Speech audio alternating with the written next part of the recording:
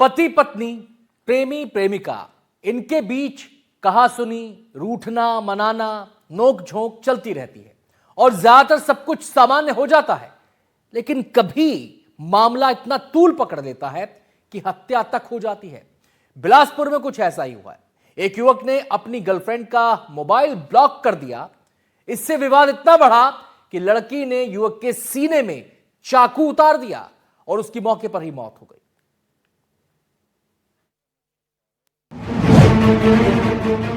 Instagram से हुई थी दोस्ती, फोन विवाद बनी वजह, मोबाइल ब्लॉक करने पर नाराजगी, युवती ने चाकू घोंप कर की हत्या।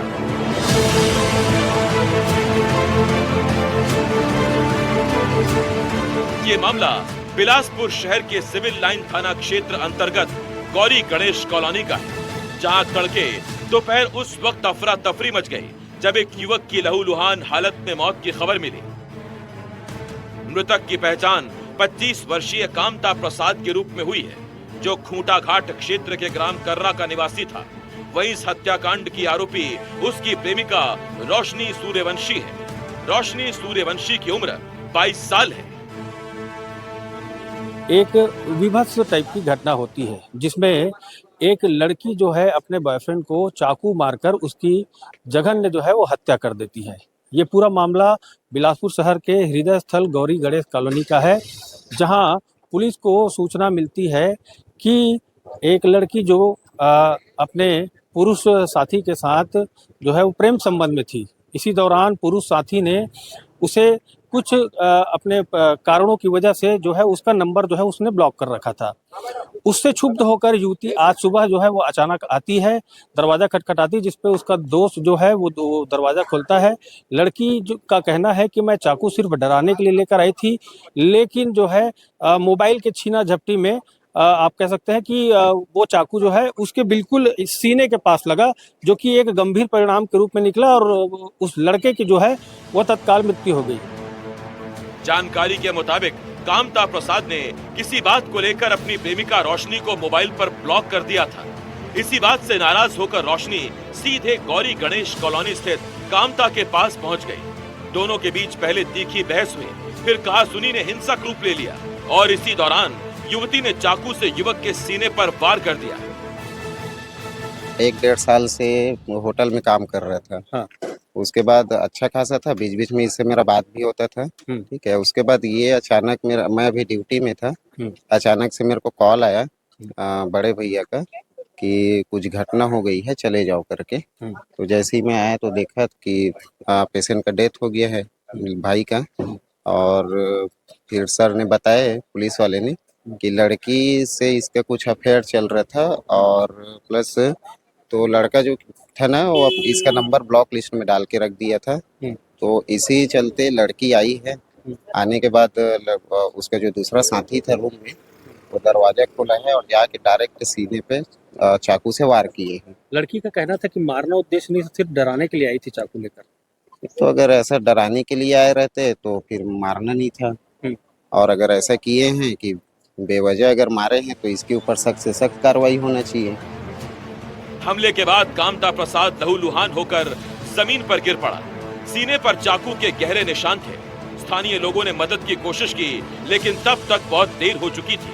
मौके पर ही युवक की मौत हो गई। घटना की सूचना मिलते ही सिविल लाइन थाना पुलिस मौके पर पहुंची। शव को कब्जे में लेकर पोस्टमार्टम के लिए भेजा गया। वहीं आरोपी युवती को हिरासत में लेकर पूछताछ शुरू कर दी गई है। कामता प्रसाद रतनपुर का रहने वाला है, हरी चटनी में काम करता था। शुभम विहार शिक्षक कॉलोनी में किराए पर रहता था। एक युवती है 22 वर्ष की, उसके साथ उसका अफेयर था। उस युवती का मोबाइल को 2-3 दिन से ब्लॉक कर दिया था। वो युवती किराए के मकान तक चाकू लेकर आई और उसके रूम में गई और उससे मोबाइल को मांगी तो मोबाइल वो नहीं दिया। उसी मोबाइल में छीना झपटी हुआ है उसके साथ और उस दौरान फिर वो चाकू से वार की। सर चाकू कहाँ पे लगा वैसे? चाकू सीधा सीने में लगा, जिसकी वजह से? हाँ, उसी कारण से उसकी मृत्यु हुई। पुलिस के मुताबिक आरोपी युवती का कहना है कि वो चाकू लेकर युवक को सिर्फ डराने आई थी, लेकिन मोबाइल छीना झपटी के दौरान चाकू सीने में लग गया। हालांकि पुलिस इस बयान की भी गंभीरता से जांच कर रही है कि ये महज हादसा था या जानबूझकर किया गया हमला। जानकारी के मुताबिक दोनों की पहचान इंस्टाग्राम के जरिए हुई थी। घटना के बाद गौरी गणेश कॉलोनी में दहशत का माहौल है। स्थानीय लोग स्तब्ध हैं कि एक मामूली मोबाइल विवाद इतना बड़ा खून खराबा बन गया। फिलहाल पुलिस आरोपी युवती से पूछताछ कर रही है और सभी पहलुओं की जांच कर रही है। ये मामला एक बार फिर सवाल खड़ा करता है कि क्या गुस्सा और रिश्तों की कड़वाहट इंसान को इस हद तक अंधा कर सकती है। बिलासपुर से एनडीटीवी के लिए प्रफुल्ल तिवारी की रिपोर्ट।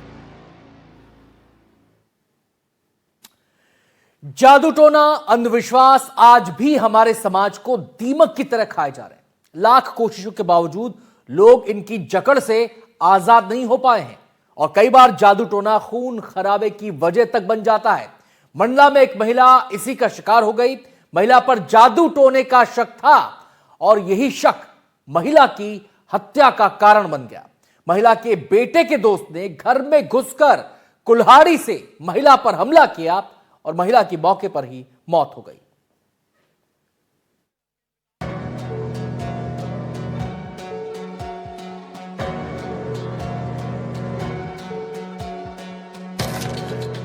जादू टोना करने और डायन का शक में बेगुनाह महिला की मौत।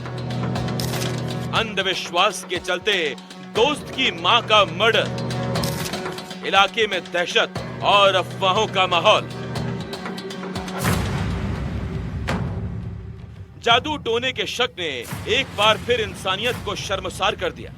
मध्य प्रदेश के मंडला जिले से एक दिल दहला देने वाली वारदात सामने आई है, जहां अंधविश्वास की आग में एक युवक इस कदर अंधा हो गया कि उसने अपने ही दोस्त की मां को कुल्हाड़ी से काटकर मौत के घाट उतार दिया।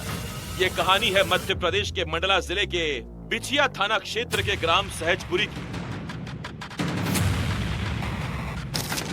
1 फरवरी की सुबह गांव में सब कुछ सामान्य था। ग्रामीण अपने रोजमर्रा के काम में जुटे थे और गांव में रामधुन का आयोजन चल रहा था। इसी दौरान आरोपी दीपक यादव रामधुन स्थल पर चाय पीने पहुंचा, लेकिन उसके दिमाग में जहर घुल चुका था। मेरे को तो इतना पता है कि फोन आया था मेरे पास, सिलास परिवार मेरे को कॉल किया था, वही बताया है मेरे को कि तुम्हारी मम्मी को ऐसा ऐसा कर दिया करके बोला था वो। तो मैं आया फिर रायपुर से 3:30 बजे पहुंचा हूँ यहाँ। किसने किया, जानते हो उसको, कौन है वो? मैं तो नहीं देखा था वो कौन है, मेरे को सामने वाले इंसान बता रहा है कि वो दीपक यादव है करके, वही बोल रहा है। तो दीपक तुम्हारा या तुम्हारे छोटे भाई का दोस्त भी है? वो साथ में रहता था, उसको खाना आना सब खिलाए हैं घर में, साथ में उड़ता था बैठता था वो भी। आरोपी को शक था कि उसके दोस्त की मां फूलकली बैगा जादू टोना करती है। इसी शक ने उसे खूनी बना दिया। चाय पीने के बाद दीपक सीधे अपने दोस्त के घर पहुंचा, जहां फूलकली बैगा रोज की तरह खाना बनाने के लिए चूल्हा जला रही थी। पीछे से आए आरोपी ने घर में रखी कुल्हाड़ी उठाई और बिना किसी चेतावनी के महिला